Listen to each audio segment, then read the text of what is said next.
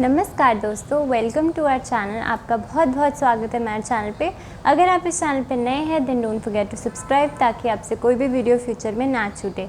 चलिए चलते हैं आज के टॉपिक की तरफ। आज हम डिस्कस करने वाले हैं डिफेंस सेक्टर से जुड़े स्टॉक्स या म्यूचुअल फंड्स की सारी डिटेल्स। अब जो स्टॉक मार्केट है वो तो ऑल टाइम हाई पे चल रहा है, बहुत अच्छी तेज़ी दिखा रहा है, लोगों के पोर्टफोलियोज बहुत अच्छा परफॉर्म कर रहे हैं।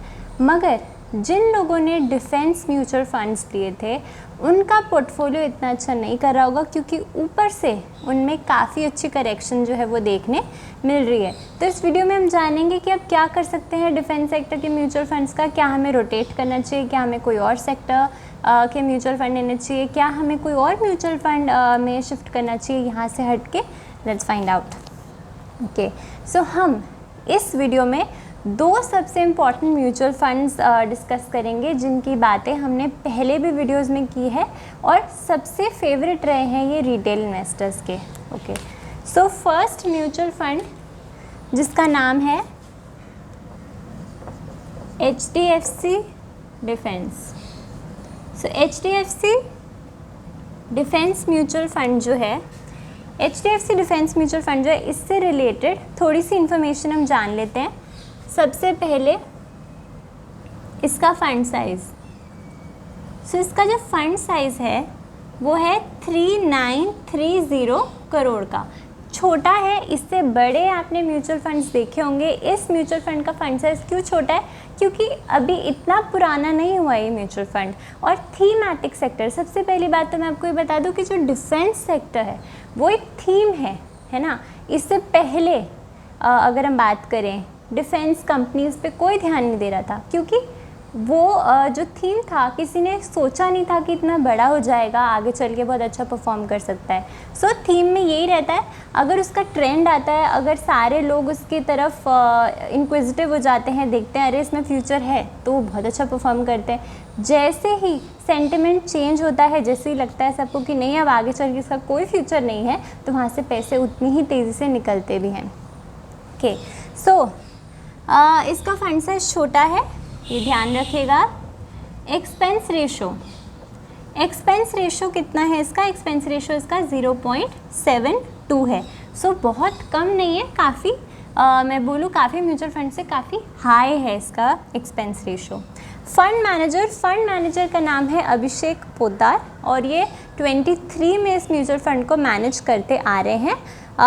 उनके अलावा ध्रुव मुचल भी इनके, I hope I'm pronouncing it rightly, so ये दो जो हैं इनके फंड मैनेजर्स हैं जो इसको हैंडल कर रहे हैं। ओके, चलिए चलते हैं इसकी रिटर्न्स को स्टडी करते हैं कि रिटर्न्स कैसी मिली हैं इस म्यूचुअल फंड्स में। सो अगर मैं 3 मंथ्स की बात करूं तो 4.3% मिली है, 6 मंथ्स की बात करूं तो 39% मिली है, 1 ईयर की बात करूं तो 89% मिली है। ओवरऑल बात करूं, मतलब जब से ये इनकॉर्पोरेट हुआ था तब से लेके अब तक 126% की ओवरऑल रिटर्न्स मिली है। क्यों इतनी हाई रिटर्न्स मिली है? वैसे तो ये लंबा समय बिल्कुल भी नहीं है, इसको हो सकता है 1.5 ईयर्स हुए हैं, उससे ज़्यादा टाइम इसको नहीं हुआ है, इतना पुराना ये म्यूचुअल फंड नहीं है। मगर जब से शुरू हुआ है बहुत अच्छे रिटर्न्स मिले हैं। क्यों? क्योंकि जब ये लॉन्च हुआ था तब डिफेंस सेक्टर बहुत अच्छा परफॉर्म कर रहा था, इस वजह से इसने 126% के रिटर्न्स यानी कि पैसा 3-4 गुना जो ईजिली करके दिया है। So anyway, long term returns ये बिल्कुल भी नहीं है। सो जिन लोगों ने इसके अंदर ले लिया था इस म्यूचुअल फंड को, उन्होंने बहुत अच्छे रिटर्न्स बनाए होंगे। अभी थोड़ा सा करेक्शन मोड में चल रहा है ये, और जो लोग अभी भी सोच रहे हैं कि क्या करना चाहिए, उनके लिए ही ये वीडियो बन रही है, जिससे आपको थोड़ी क्लैरिटी मिल जाए कि आपको क्या करना चाहिए इस म्यूचुअल फंड के ऊपर। जो लोग एकदम पीक पे बैठे थे ना, उनको ही सबसे बड़ी प्रॉब्लम हो रही होगी कि अब क्या करें, क्योंकि फंसे एक्चुअली वो हैं जब सेंटिमेंट पॉजिटिव हुआ था, धीरे धीरे चलना शुरू किया था, तब लोगों का इतना ध्यान इस पे नहीं था। जब एकदम न्यूज़ रिपोर्ट्स आने लग गई, टीवी पे इसकी बात होने लग गई, बहुत अच्छे रिटर्न्स दिखने लग गए, तब जाके लोग इसमें बैठे। एंड तभी मैं आपको बोलती हूँ, तभी बहुत लेट हो जाता है। कभी भी अगर आप कोई सेक्टर के अंदर कोई स्टॉक खरीदते हैं जो आपको लगता है फ्यूचरिस्टिक, तो आपको पहले ही उसमें बैठना होता है रिस्क तो है उसमें, मगर फिर भी तभी आपके अच्छे रिटर्न्स बन सकते हैं। अब मैं ये नहीं बोल रही कि डिफेंस सेक्टर ख़राब हो गया है, अच्छा है, आगे चल के इस पर अच्छे से डिटेल में डिस्कशन भी करेंगे, मगर मैं आपको ये कहने की कोशिश कर रही हूँ कि प्लीज़ फोमो मत कीजिए। कभी भी आपके दोस्त ने ले लिया तो आपने भी वो ले लिया, ये सब करने की ज़रूरत नहीं है। हमेशा कोई भी अगर आप कोई चीज़ उठाते हैं, या तो उसके चलने से पहले उठाइए, जब उसमें रुझान आएगा, जब उसमें सेंटिमेंट पॉजिटिव होगा, वो सेक्टर अच्छा परफॉर्म करेगा, आपके बहुत अच्छे रिटर्न्स बनेंगे। या आप उसको करेक्शन फेज़ में लीजिए कि जैसे अब डिफेंस सेक्टर करेक्ट हो रहा है, तो अब धीरे धीरे चल के उसमें शुरुआत की जा सकती है। मगर एकदम तेज़ी में जो सब कुछ भागता है, इन्वेस्ट करने के लिए बटन तो बहुत ईजीली दब जाता है हमारा, मगर उसी टाइम सबसे ज़्यादा खतरा होता है, क्योंकि वहीं से करेक्शन शुरू हो सकती है। ओके, होल्डिंग्स की बात करें, कौन से डिफेंस स्टॉक्स हैं? सो BEL, HAL, DEML, ऐसे जैसे बहुत सारे अच्छी दिग्गज कंपनियां इसके अंदर आपको दिखाई दे रही हैं इस म्यूचुअल फंड में। अच्छा, एक बहुत इम्पॉर्टेंट बात, 22 जुलाई इस दिन को इसमें सारा लमसम SIP जो है वो बंद हो गया था।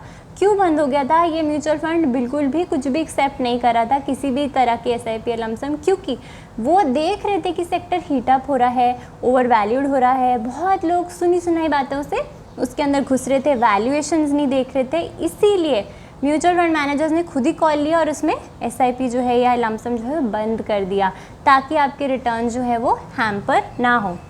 सो जब ये लॉन्च हुआ था फंड, इसका NAV 12 चल रहा था और अब इसका NAV 22 है, ऑलमोस्ट डबल कर दिया है म्यूचुअल फंड वाले लोगों के लिए। और जिन्होंने स्टॉक्स लिए हैं उनका तो पैसा पूछे मत कितना ज़्यादा बढ़ चुका है। सो इसी बातों का आपने थोड़ा बहुत ध्यान देना है।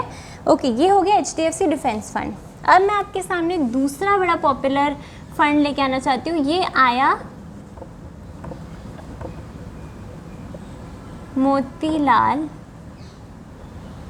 Motilal Oswal defence index fund. अब ये जो फंड है, इसकी अच्छी बात यह है कि इसको मोतीलाल ओसवाल जो AMC है वो हैंडल कर रही है। सो इनके पास्ट रिकॉर्ड अगर आप देखेंगे ना, इन्होंने हर जगह आउट परफॉर्म किया है। सो कंपनी अच्छी है जो हैंडल करी है। मगर गलती क्या हो गई? गलती इसमें ये हो गई कि HDFC थोड़ा सा पुराना फंड है, 1 साल से ज़्यादा हो गया है, मगर मोतीलाल ओसवाल इसके बाद में आया। यानी कि जब सब कुछ पीक आउट हो गया था, जब HDFC ने बंद कर दिया अपनी SIP, तब ये म्यूचुअल फंड लॉन्च हुआ और यहाँ भी लोगों ने पैसा लगाया होगा। सो इसके बारे में थोड़ी सी इन्फॉर्मेशन हम देख लेते हैं। सो ये NFO आप समझ सकते हैं कि बहुत ही रिसेंटली लॉन्च हुआ है। सो एकदम बिल्कुल नया म्यूचुअल फंड आप इसको मान सकते हैं, इसमें भी लोगों ने पैसे लगाए हैं। सो इसका फंड साइज़ कैसा है? इसका जो फंड साइज़ है वो है 2330 करोड़ का। दैट मीन्स HDFC का ज़्यादा है, मोतीलाल ओसवाल का कम है। कम इसलिए नहीं क्योंकि ख़राब कंपनी, कम इसलिए क्योंकि ये पहले आ गया था, ये बाद में आया है। तो काफ़ी कम लोग बचे होंगे जिनको फिर भी घुसना होगा डिफेंस सेक्टर में, क्योंकि ऑलरेडी लोगों ने डिफेंस सेक्टर के लिए HDFC चुन लिया था उस टाइम। सो इसलिए इसका फंड साइज़ कम है। एक्सपेंस रेशो की अगर मैं बात करूं तो एक्सपेंस रेशो है 0.31। तो 0.31 आप देख सकते हैं, दोनों को अगर कंपेयर करें, यहाँ ज़्यादा पैसे ले रहा है HDFC और मोतीलाल ओसवाल कम पैसे ले रहा है। एंड NAV जो है, जब ये लॉन्च हुआ था फंड, इसका NAV कितना था? इसका NAV था 11 रुपीज़ के आसपास था, और अब इसका NAV चल रहा है 9 रुपये के आसपास। यानी कि इस फंड ने आपको नेगेटिव रिटर्न जो है वो कमा के दिए हैं, और यहाँ पे भी बंद नहीं होगा। अभी तो सिर्फ स्टॉक्स 30% या 25% करेक्ट हुए हैं अपने ऑल टाइम हाई से, बट चले कितने हैं? अपने बॉटम से 5-6 गुना चल चुके हैं। So there is a chance कि आप फर्दर जो है आपको करेक्शन मिल सकती है प्राइस वाइज, या स्टॉक एक रेंज में घूमते रहेंगे, ऐसा भी हो सकता है। अच्छा, इसकी अब रिटर्न्स में आपको क्या बताऊं, अब इसको 1 महीना 1.5 महीना हुआ है। सो इसकी 1 मंथ की ही रिटर्न अवेलेबल है जो कि -9% है। सो यही है फर्स्ट मूवर एडवांटेज का कमाल। अगर आप HDFC में पुराने इन्वेस्टर होते, आपको 126% के रिटर्न्स मिल रहे होते, या अगर आप स्टॉक इन्वेस्टर भी अर्ली होते तो आपको बहुत पैसे बन जाते हैं। मगर अगर आप लेट आते हैं, ट्रेंड को लेट कैच करते हैं, तो उसका कोई फ़ायदा नहीं होता। फिर सारी तेज़ी, सारी ग्रोथ जो है वो निकल चुकी होती है, और बच क्या जाता है? ट्रैप होना बच जाता है कि आप रह गए उसमें, और जितने भी ऑपरेटर थे, जितने भी फाइनेंशियल इंस्टीट्यूशन थे, जितने भी DII से, जितने भी बड़े लोग थे, वो अपना माल बेच के चले जाते हैं, तो आप फंस जाते हो एकदम ऊपर के दामों पे।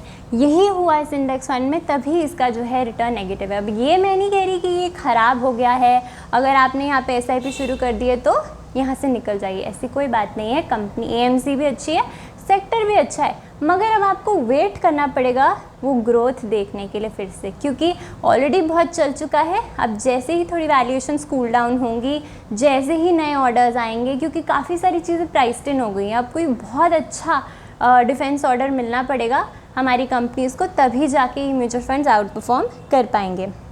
ओके, इनके फंड मैनेजर का नाम है स्वप्निल P. माइकर। ओके, एंड क्योंकि ये फंड बहुत नया है तो 2024 में ही इनके जो फंड मैनेजर है वो अपॉइंट हुए हैं, वेरी वेरी न्यू। सो इतनी थी इन म्यूचुअल फंड्स पे फैक्ट वाइज या कोई इन्फॉर्मेशन मैं आपको बोलूँ डिटेल जो मैं आपके साथ डिस्कस कर सकती हूँ, ठीक है। क्योंकि बहुत ही नया है, NFO है, तो इसके बारे में मुझे आपको ज़्यादा information in terms of returns की कितने 1 मंथ में कितने रिटर्न्स हैं, ये सब इससे ज़्यादा मैं आपको नहीं बता सकती हूँ। एक्सपेंस रेशियो फंड्स है, ये सब मैंने आपको इसके बारे में जानकारी दे दी। NAV भी बता दिया कि इसका टूटा है।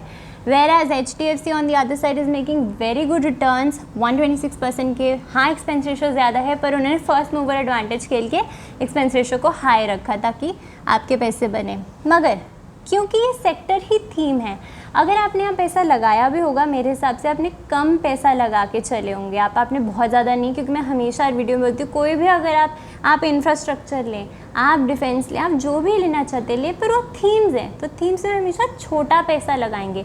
कभी भी आपने लालच के चक्कर में, ज़्यादा ग्रोथ के चक्कर में ये रिटर्न्स देख के बिल्कुल भी आपने अपना सारा पोर्टफोलियो का अमाउंट जो है वो इसको नहीं एलोकेट करना है। ओके, अब बात करते हैं डिफेंस सेक्टर के बारे में। फ्यूचर कैसा है इसके बारे में ना, defence sector is very promising. जैसे कि उसने अभी तक रिटर्न्स दिए, हो सकता है ऐसी वैसी जो रिटर्न्स अभी तक मिली है वैसी रिटर्न्स आपको फ्यूचर में ना देखने मिले, मगर इसका मतलब ये बिल्कुल नहीं है कि आप बेच के निकल जाए। क्योंकि अगर आप देखें, आप मैक्रो फैक्टर्स के हिसाब से देखें, अगर आप अपने नेबर्स को देखें, इंडिया के कौन कौन नेबर्स हैं। अगर हम नेपाल की बात करें, देयर इज़ अ प्रॉब्लम, वहाँ पे चाइना आ रहा है बहुत तेज़ी से। चाइना की बात करें तो चाइना तो हमेशा से हमारा कोई दोस्त नहीं रहा है, हमेशा से एक अग्रेसिव नेबर रहा है जिसको कोई ना कोई प्रॉब्लम होती ही है हमसे। पाकिस्तान की अगर बात करें तो उनकी इकोनॉमी वैसी अच्छी नहीं करी, सो उनका ध्यान कहाँ पे होता है, कैसे हम कुछ ना कुछ वॉर वगैरह इस सब में पड़े रहें। Afghanistan again there is a problem there, Sri Lanka there is a problem, अब तो बांग्लादेश में भी शुरू हो गई है। सो आपको क्या करना पड़ेगा, अगर आपके जो नेबर्स हैं उनमें इतनी प्रॉब्लम होगी तो आपको अपने डिफेंस को स्ट्रॉन्ग करना ही पड़ेगा, आपको अपनी कंट्री की जो डिफेंस सेक्टर है उसको स्ट्रॉन्ग करना ही पड़ेगा। ऑर्डर्स आएंगे ही आएंगे, चाहे वो बाहर से हो, चाहे वो हमारी कंट्री के खुद के ऑर्डर्स हो, अपनी डिफेंस कंपनीज़ को मिलेंगे ही मिलेंगे, और फ्यूचर में इनको अच्छी ग्रोथ मिलेगी। मगर अभी के लिए क्योंकि बहुत तेज़ी से भाग गए थे, बहुत लोग इसके अंदर कूद गए थे, इसकी वजह से जो प्राइसेस हैं वो ओवर प्राइस्ड हो गए हैं, ओवर वैल्यूएशन हो गई है इनकी, इसीलिए थोड़ा सा कूल डाउन अभी के लिए चल रहा है। सो इतनी ही इन्फॉर्मेशन थी, इतना ही डिस्कशन था, इतना ही एनालिसिस था, ऐसा मैं सोच रही हूँ, मगर आपने ऐसा नहीं सोचना। अगर आप इससे डिफरेंट सोचते हैं तो वो आप डेफिनेटली मान सकते हैं, आप और भी अपनी रिसर्च कर सकते हैं। ये कोई भी रिकमेंडेशन नहीं था, सिर्फ़ एंड सिर्फ आपके लिए इन्फॉर्मेशन थी, सिर्फ और सिर्फ एजुकेशन था, सिर्फ और सिर्फ मेरा व्यू पॉइंट था। आपने बिल्कुल भी इसको अपना व्यू पॉइंट नहीं बनाना है।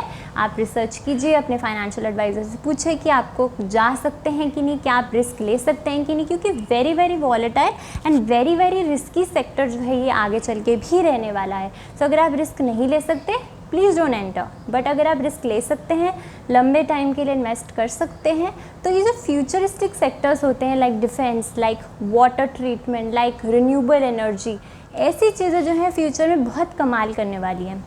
मगर शर्त इतनी ही है कि आपने उनमें बने रहना है, छोटी SIP लगानी है, बहुत ज़्यादा पैसे नहीं लगाने हैं, छोटे पैसे से शुरू कीजिए, लंबे टाइम के लिए आइए, डेफिनेटली आपका बाज़ार में पैसा बनेगा, चाहे वो म्यूचुअल फंड से हो या चाहे वो स्टॉक्स के थ्रू हो। So I hope you like the video, I hope कोई डाउट ना रह गया हो, और thank you for watching the video. तब तक के लिए बाय।